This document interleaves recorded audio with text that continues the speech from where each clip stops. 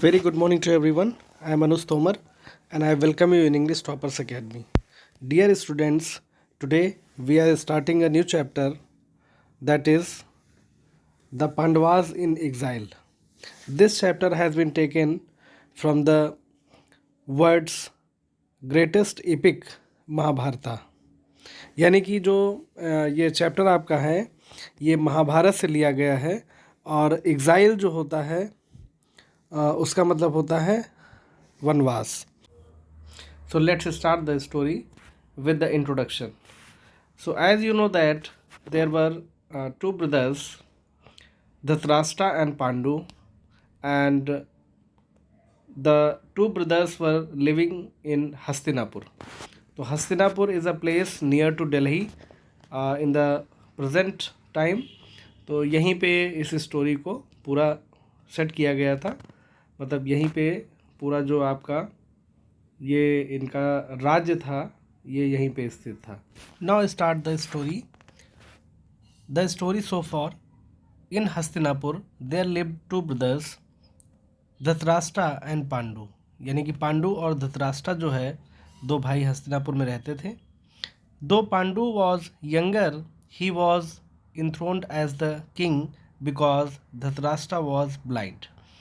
हालांकि जो पांडु थे वो छोटे थे धृतराष्ट्र से, लेकिन फिर भी उनको जो राजगद्दी थी या राज सिंहासन था उस पर बिठाया गया क्योंकि धृतराष्ट्र जो थे वो ब्लाइंड थे. तो this was the reason behind this incident that Dhritarashtra did not get the throne and Pandu got. This became the turning point of the story. तो अब आगे बढ़ते हैं और देखते हैं. Pandu had 5 sons named Yudhishthira, Bhim, Arjun, Nakul and Sahadev. तो मतलब जो पांडु थे उनके 5 बेटे थे and the eldest one was Yudhishthira. उसके बाद भीम थे, अर्जुन थे, नकुल और Sahadev. From his 2 wives Kunti and Madri. यानी कि उनके 2 वाइफ थीं, उनकी जो पत्नियां थीं वो 2 थीं और उनके 5 बेटे थे. दे वर कॉल्ड द पांडवास. क्योंकि ये पांडु के बेटे थे तो इनको पांडवास कहा जाता था. Dhritarashtra had 100 sons from Gandhari. Gandhari जो है वो धृतराष्ट्र की वाइफ का नाम है और इनके 100 बेटे थे. With Duryodhana being the eldest, जिसमें से दुर्योधन जो है वो सबसे बड़ा था. They were called the Kauravas. उनको कौरव कहा जाता था. When Pandu died, Dhritarashtra became the king of Hastinapur. जब पांडु की मृत्यु हो गई तो जो ये आपके धृतराष्ट्र थे ये राजा इनको बना दिया गया हस्तिनापुर का.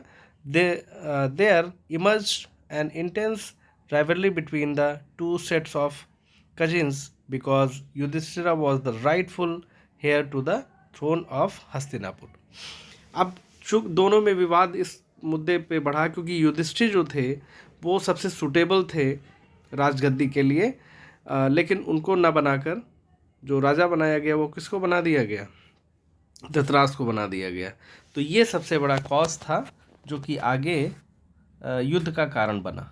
ठीक है, समझ में आ गया होगा.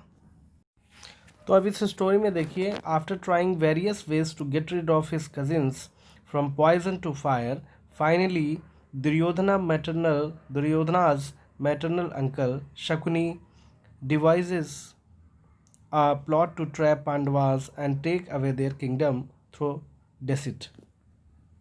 अब डेसिट का मतलब धोखे से, मतलब अब जब किसी प्लानिंग में सफल नहीं हुए तो दुर्योधन ने क्या किया, पहले तो इनको पॉइजन टू फायर यानी कि जहर देने की कोशिश की, आग में जलाने की कोशिश थी.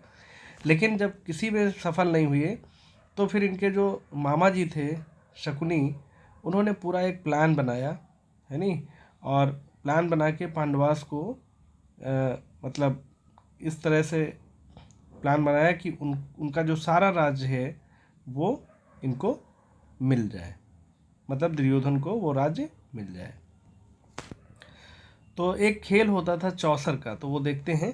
Shakuni a master player in Chaucer a game of dice. Dice का मतलब आप जानते हैं ना, पासे का जो खेल होता है। Insist Duryodhana to invite Yudhishthira for a game expressing his desire to make amends. Amends का मतलब होता है मतलब चूंकि उनके पास कुछ था ही नहीं, तो इनवाइट किया गया कि अगर आप जीत जाते हैं तो आपको बहुत सारा राज्य या और चीज़ें आपको मिलेंगी। एक मतलब लालच दिया, एक गेम के के लिए इनवाइट किया था कि अगर आप जीत जाते हैं तो आपको ये चीज़ें मिलेंगी। Yudhishthira happily agreed, but he is defeated and ends up losing not only his entire kingdom but also his brothers along with his own self and their queen Draupadi. तो जो युधिष्ठिर थे वो खुशी खुशी एग्री हो गए कि गेम खेलने के लिए, लेकिन उनको गेम में हारना पड़ा और अपनी सारी जो उनकी किंगडम थी, जो राज्य था, वो भी चला गया।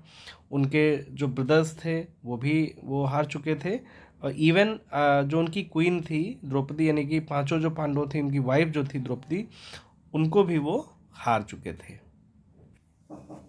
When Draupadi is about to curse the entire Kaurava clan, she is stopped by King Dhritarashtra. He asks for forgiveness and returns all assets back to Yudhishthira. तो जब द्रौपदी को भी ये लोग हार गए, तो ये तो मतलब क्लैन का मतलब होता है वंश, और ये पूरे कौरव वंश के लिए ही मतलब शर्म की बात थी। पांडव तो अपना सब कुछ हार ही गए थे। तो she is stopped by king Dhritarashtra. Dhritarashtra ने उसको रोका। ही आस्क फॉर फॉरगिवनेस, और उन्होंने कहा कि भाई इनको माफ़ कर दिया जाए, क्षमा कर दिया जाए। और एसेट्स का मतलब है वेल्थ, तो जितना भी है वेल्थ वगैरह इनको लौटा दिया जाए युधिष्ठिरा को। Kauravas insist on playing a fair game, to which Yudhishthira agrees and almost wins. अब कौरव ने क्या किया, एक आखिरी दांव चला और युधिष्ठिर उस पर एग्री भी हो गए। क्या दांव चला? Before losing the game yet again, Yudhishthira accepts the condition that the defeated party should go with his brothers and wife into exile to the forest. यानी कि युधिष्ठिर अगर हारते हैं, ये कंडीशन रखी गई, तो वो अपने भाइयों और वाइफ के साथ, ठीक है, एग्जाइल का मतलब वनवास उनको जाना पड़ेगा जंगल में, and remain there for 12 years and spend the 13th year incognito. Incognito का मतलब क्या होता है?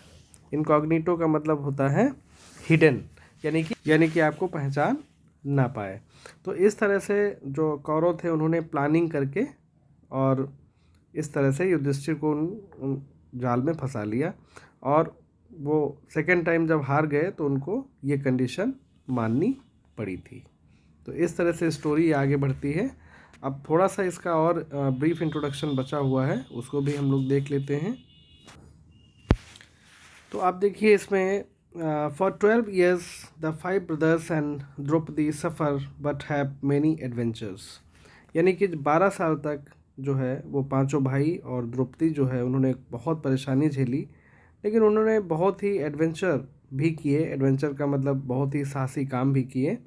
At last the 13th year approaches and they have one last adventure in the forest. और फिर जब 13 साल लगभग पूरे होने वाले थे, तो उनके जीवन में एक और कोई बहुत बड़ी घटना घटी जंगल में।